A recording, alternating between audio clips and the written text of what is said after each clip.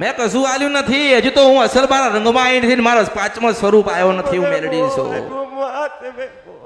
બાવાજી મારા દરબારમાં રોવાનું ના હોય, હસાવા આવીશ. હજુ તું કહે માગ, તું સોનું માગ, ચાંદી માગ, રૂપો કોકનો જીવ માગ ને લઈને ના આવું તો મારું નામ મેલડી નહીં, હાથ પાતાળમાંથી ફાડી નીકળીને હું મેલડી છું. સાધુનું ધ્યાન રાખજો. તારી 4 દીકરીઓ અમૃત ના આવી યાદથી. અમૃત ની મેલડી ના આવી.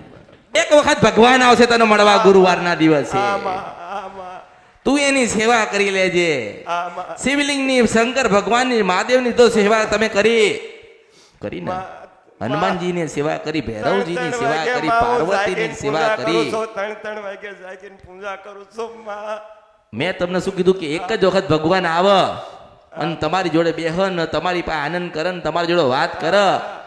તમે એની પાસે દુનિયા માગી શકો છો, પણ હું તો એવું કઉ છું કે જેને પરમાત્મા મળ્યો ને એને પછી માગવાનું નથી આવતું. મને ઓળખો. એટલે બાબાજી ચિંતા કરશો નહીં. આ તો કળિયુગ છે.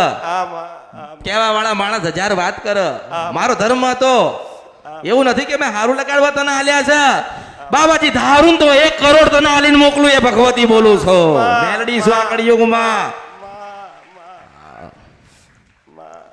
એટલે જો રાજી થવાનું, રોવાનું નહીં. બહુ રાજી માં, બહુ રાજી. હા માં તમે બસ માં, બસ. તમારે માંગવાનું નથી, મારે હાલવાનું છે. મારી આખી રીત જુદી. માં સાધુ એ આવું નહોતું ધાર્યું.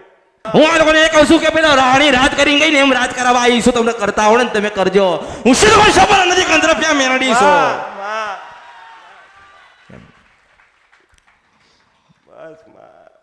ભલે ભલે સાધુ સાધુ બાવાજીને મારા મેલડીના ખૂબ આશીર્વાદ.